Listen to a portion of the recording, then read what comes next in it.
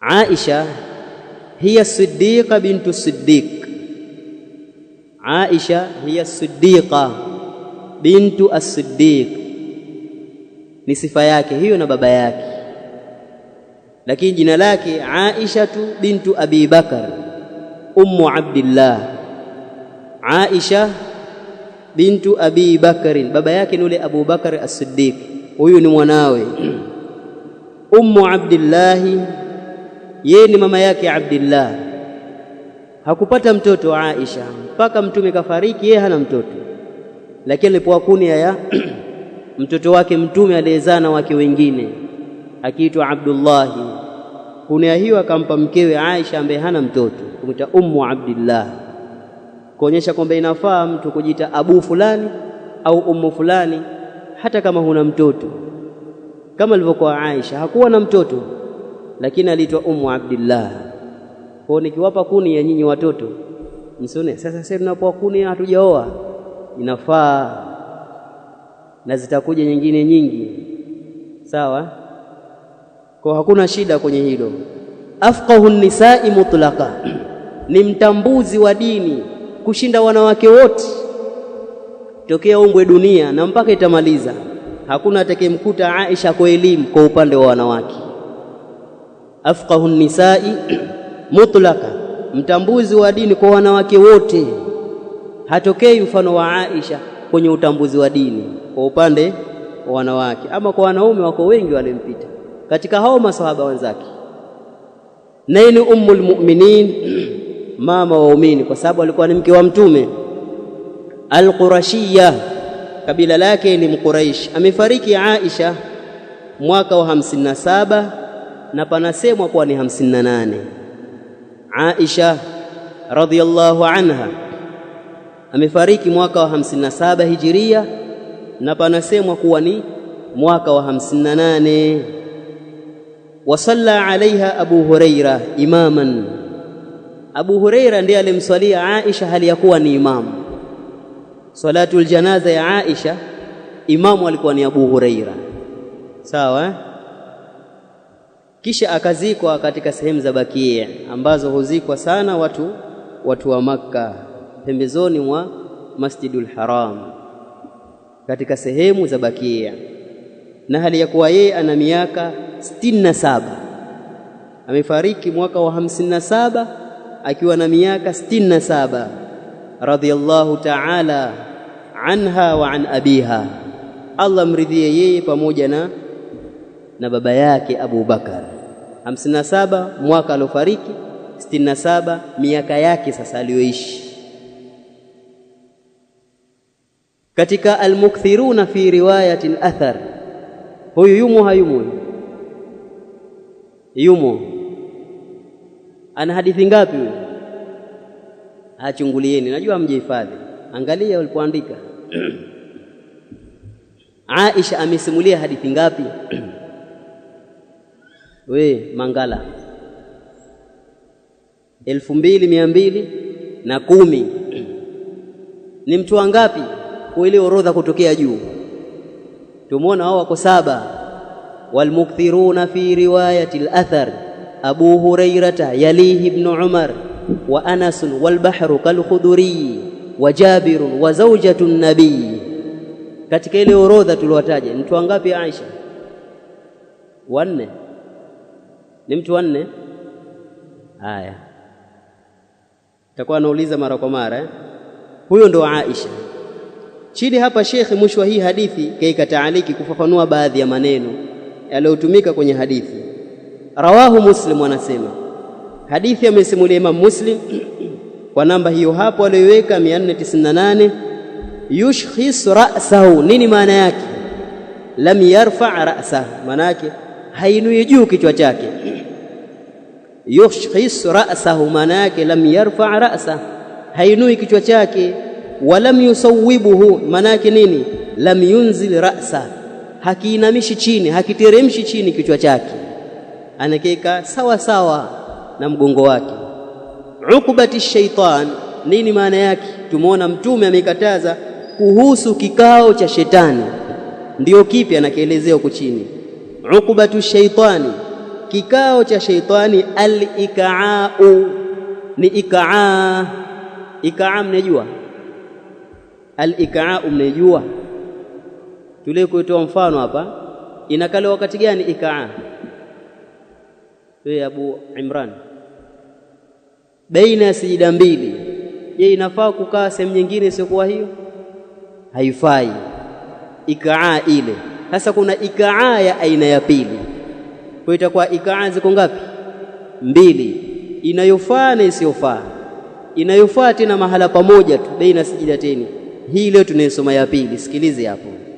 Anasema ukubatu shaitan, kikao cha shetani, al-ika'u ni ile ikaa, wa huwa nayo an yulsiqa iliyatayhi au an yalsiqa iliyatayhi, ni mtu kuambatanisha makalio yake bil ardhi, juu ya ardhi, makalio yake kuweka juu ya ardhi, wayansiba saqaihi, na akasimamisha miundi yake miwili, wayadha yadaihi ala al-ardh, na akaiweka mikono yake juu ya ardhi, kafi'li al-kalbi, kama kitendo cha mbwa.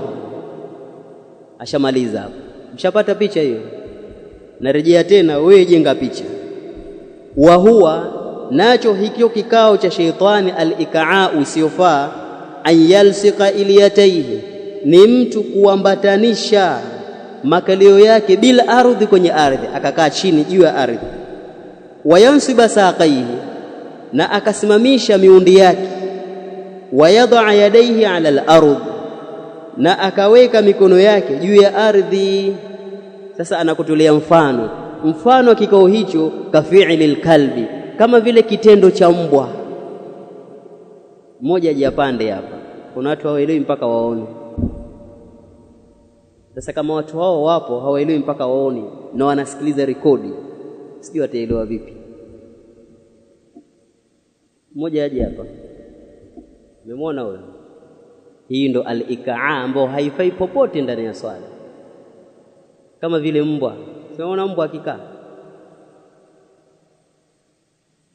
Hii ndo al-ikaa ambayo ukubatu shaitan, kikao cha shaitani ambacho al-ikaa hii. Sawa, haya nenda. Kuna al-ikaa ile ya mwanzo tulioitoa hapa, mnaikumbuka ile? Hebu njoo tule mfano al-ikaa ya mwanzo. Hii ndo al-ikaa ambayo inafaa, lakini sehemu moja tu. Umeenda sijida ya mwanzo, umerudi, unaweza kukaa hii, kisha enda sijida ya pili. Sehemu isiyokuwa baina sijida mbili haifai kukaa hii hapa. Ile nyingine ikaa tulionyesha mwanzo, ukubatu shaitan, ile haifai popote ndani ya swala, ni haramu. Haya nenda. Tumeelewana? Anasema yaftarishu ar-rajulu dhira'aihi. Nini maana yaftarishu ar-rajulu dhira'aihi? Neno limetumika kwenye hadithi, na Mtume amekataza kutandika mtu dhiraa zake, maana yake yamuddu yadaihi, kuzinyoosha au kunyoosha mikono yake, wa dhira'aihi, na dhiraa zake mbili, ala al-ardhi, juu ya ardhi, akazinyoosha dhiraa na mikono yake akatandika juu. Fi sujudi, wakati wa kusujudu, kasabu'i, kama vile wanyama wakali wakilala. Hiyo haitakiwi mtu kusujudu mikono yako katandika juu ya ardhi kama vile wanavyolala wanyama wakali. Turudi juu, tumalizie hadithi mbili. Mawatinu raf'i liyadaini fi salah, sehemu za kunyanyua mikono miwili ndani ya swala.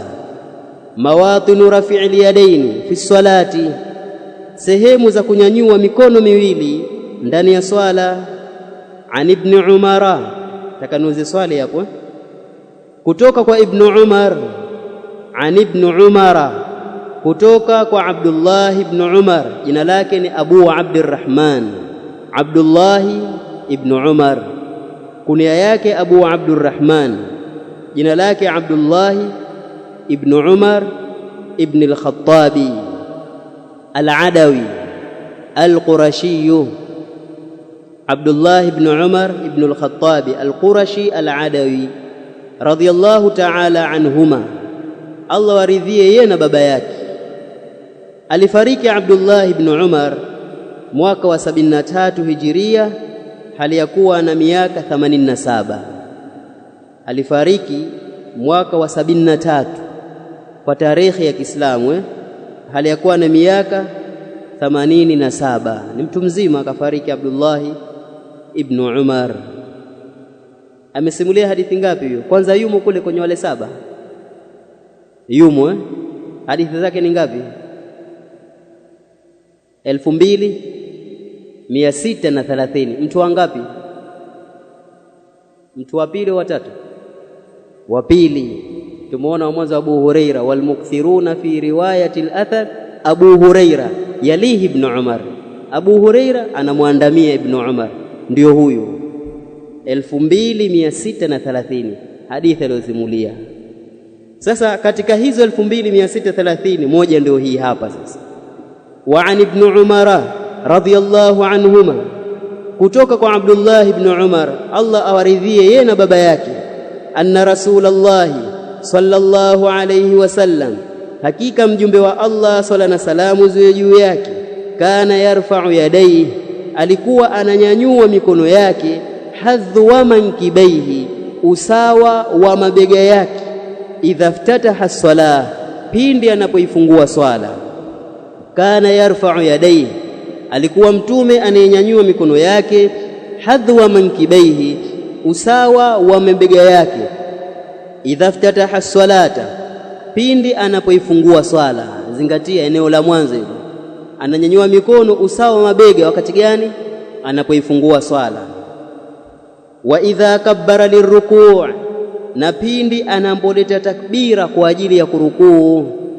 Wa idha kabbara lirruku', na pindi anapoleta takbira kwa ajili ya kurukuu. Eneo la pili hilo, anapoenda kurukuu ananyanyua mikono yake.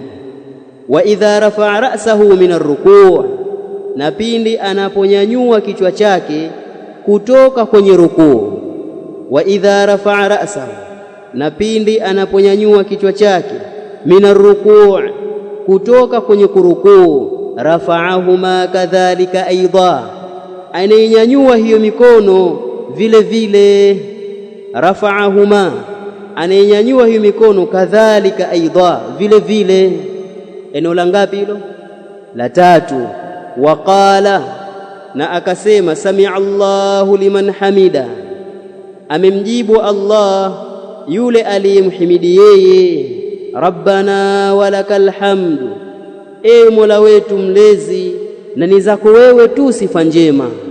Mtu anapotoka kwenye kurukuu akasema maneno haya, basi atanyanyua mikono yake vile vile. Eneo la tatu, maneno matatu kayataja. Wa kana la yaf'alu dhalika, na alikuwa hafanyi hilo, fi sujudi, kwenye kusujudu. Ibn Umar anasimulia, wa kana la yaf'alu dhalika fi sujudi, na alikuwa mtume hafanyi hilo kwenye kusujudu. Hilo lipi? Hilo la kunyanyua mikono, ni takbira tu. Kusujudu kutoka kwenye sijda, takbira pasi na kunyanyua mikono, alikuwa mtume hafanyi hivyo. Wakati ambapo tumeona katika talkhisi Sheikh al-Albani ameleta athar ya Wa'il ibn Hujr akisimulia swala ya mtume, mpaka kwenye sijda alikuwa mtume ananyanyua mikono yake akisujudu, akitoka kwenye sijda, bali fi kulli raf'in wa khafdin, kila muinamo na kila muinuko kuna kuleta takbira na kunyanyua mikono. Ndio maana utakuta baadhi ya watu wakisujudu ananyanyua mikono, akitoka kwenye sijda ya mwanzo akienda ya pili pia ananyanyua mikono hapo hapo chini, kwa kutegemea athari ile ya Wa'il na baadhi ya hadithi zilizokuja zimesihi, ambazo Sheikh al-Albani ndo anazitegemea na ndio msimamo wake, kama tulivyoona kwenye talkhis. Wengine wana hapana, kwa maneno Ibn Umar haya, wa kana la yaf'alu dhalika fi sujud, mtume alikuwa hafanyi ila kunyanyua mikono kwenye sijida, kwa hiyo hawanyanyui. Tukasema hili ni jambo lenye khilafu kwa wanachuoni. Chini kaika namba anasema, rawahu al-Bukhari wa Muslimun wa zada al-Bukhari, na amezidisha Bukhari kwenye riwaya aliyosimulia Bukhari, wa idha qama min ar-rak'atayn, na pindi mtu atakaposimama kutokea kwenye rakaa ya pili, rafa'a yadaihi, atanyanyua mikono yake. Eneo la ngapi litakuwa hilo? La 4. Sasa sawa, akifungua swala nyanyua mikono, akirukuu ananyanyua mikono, akitoka kwenye rukuu ananyanyua mikono. Imam Bukhari katika hadithi aliyopokea kuna ziada hii, wa idha qama min ar-rak'atayn, na mtu anaposimama kutokea kwenye rakaa ya pili, anaanza rakaa ya tatu, rafa'a yadayhi, atanyanyua mikono yake vile vile. Kwa maeneo manne maarufu ya kunyanyua mikono ndani ya swala. Sami'a Allahu liman hamida, maana yake nini? Anasema shekhi, anna man hamida Allah azza wa jalla, hakika yule atakayemhimidi Allah azza wa jalla, mutaarridan li thawabihi, hali ya kuwa ni mwenye kutarajia thawabu zake, istajaba Allahu lahu, Allah atamuitikia yeye, wa a'tahu, na atampa ma ta'arrada lahu, kile alichokitarajia kwake.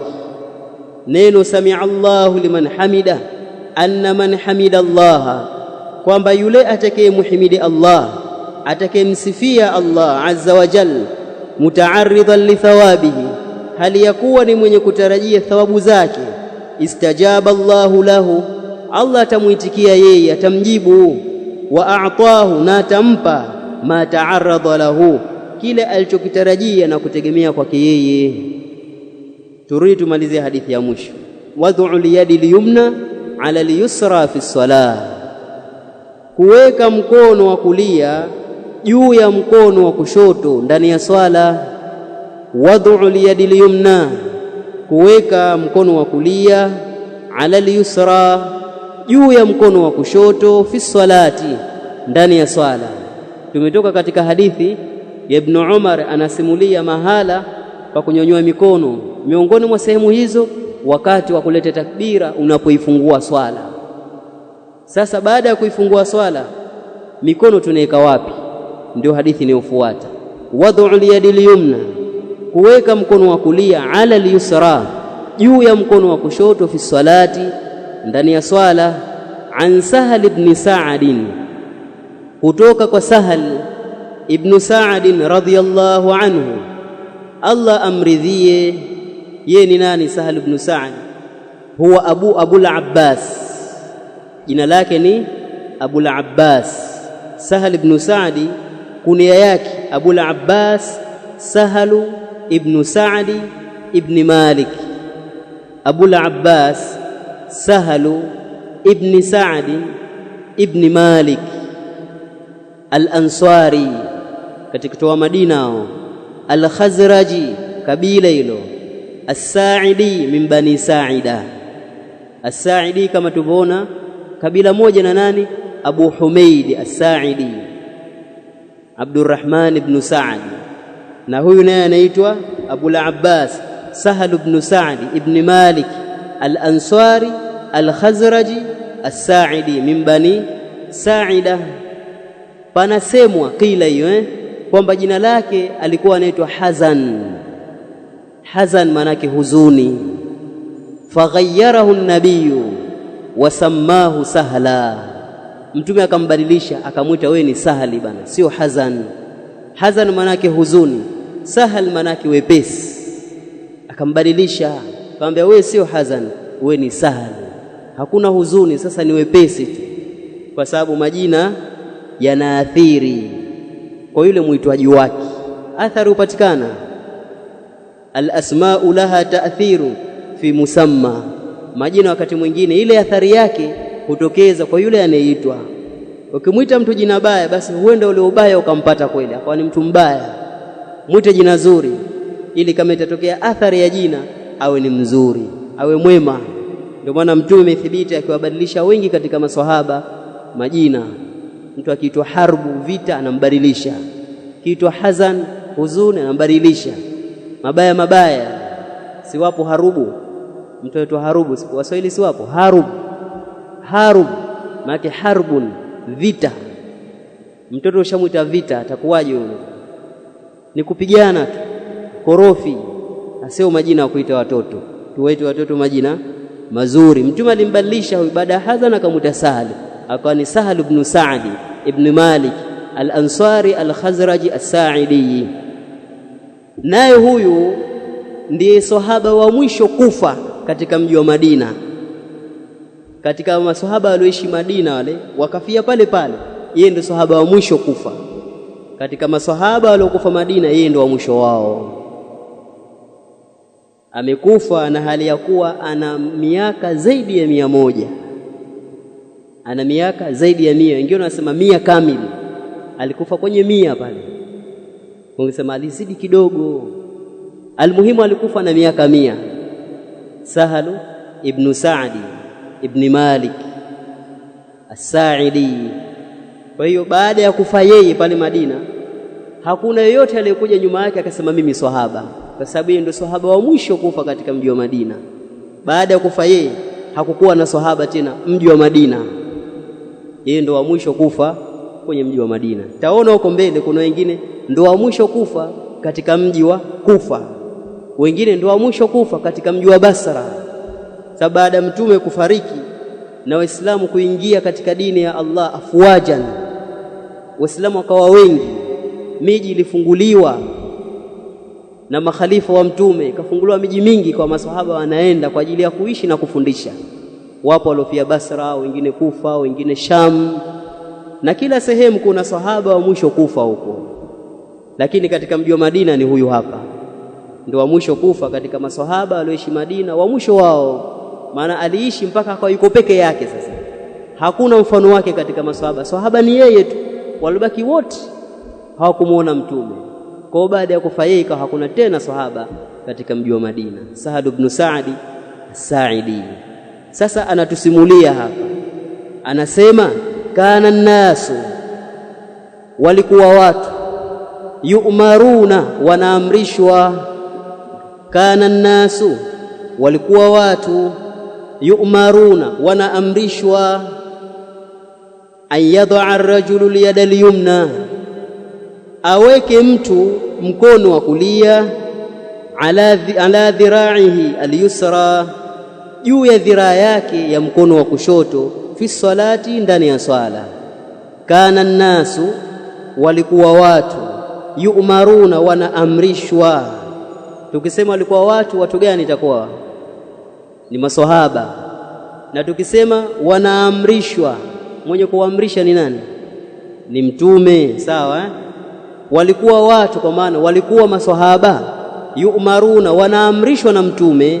An yad'a ar-rajulu, aweke mtu, al-yada al-yumna, mkono wa kulia, ala dhira'ihi al-yusra, juu ya dhiraa yake ya mkono wa kushoto, fi salati, ndani ya swala.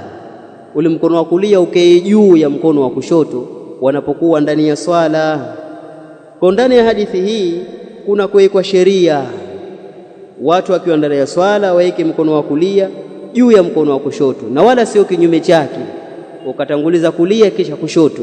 Utanguliwa kushoto kwanza kisha ndoje wa kulia, hala alqiyam, katika hali ya kisimamo. Na kuna ahadithi ambazo zimeonyesha eneo fauqa sadri, juu ya kifua tunapokuwa ndani ya swala, na hiyo ndio kauli yenye nguvu, kuweka juu ya kifua. Ingawa baadhi ya wanachuoni hawaoni hilo, wanaona popote tu itafaa kuweka mikono, sababu anazidhoofisha hadithi zote zilizokuja kuainisha eneo la kuweka mikono, kama vile Sheikh Mukbil rahimahullahu ta'ala. Kwa hala alqiyam ala sadri, katika hali ya kisimamo juu ya kifua.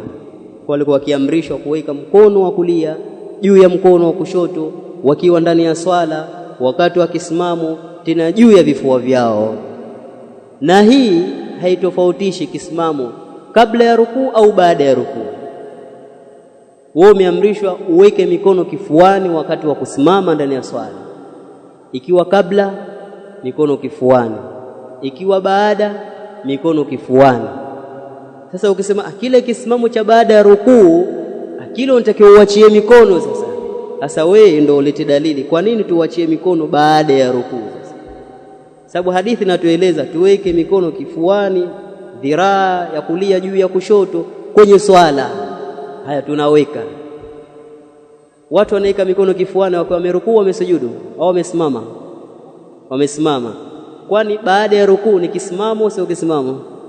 Kisimamo. Kwa nini tuiwachie sasa? Na tushaamrishwa hivi. Sasa wewe unasema iwachwe, unataka ulete dalili sasa. Sababu anayerejesha mikono kifuani baada ya rukuu, yeye bado yuko kwenye asli ya hadithi. Kaamrishwa yeke mikono kifuani, yuko kwenye asli. Ili umtoe kwenye asli, umletee dalili sasa kwamba sawa, lakini hapo sasa unataka uache mikono yako kwa dalili hii. Na kwa mujibu wa maneno ya Sheikh Ibn Baz anasema hakuna dalili hiyo, na wala haitokuwepo. Kwa nini haitokuwepo? Kwa sababu wahi hamna tena, haushuki tena wahi. Kama haikuwepo kipindi hicho, haiwezi kupatikana tena. Sawa? Kwa hiyo ukiteremsha mikono baada ya rukuu uwe na dalili. Sio teremsha kwa mazoea, ndivyo walivyolelewa na wazee wako na misikiti ya kwenu. Uwe na dalili. Huna dalili, rudi kwenye asli mpaka upate dalili ya kuiwachia mikono. Asli ni kuweka mikono kifuani wakati umesimama ndani ya swala, iwe kisimamo cha kabla au baada ya rukuu. Huna dalili, rudi kwenye asli. Unayo, tupe siku moja hapa. Kama ninayo, andika japo karatasi hii hapa. Umeelewa?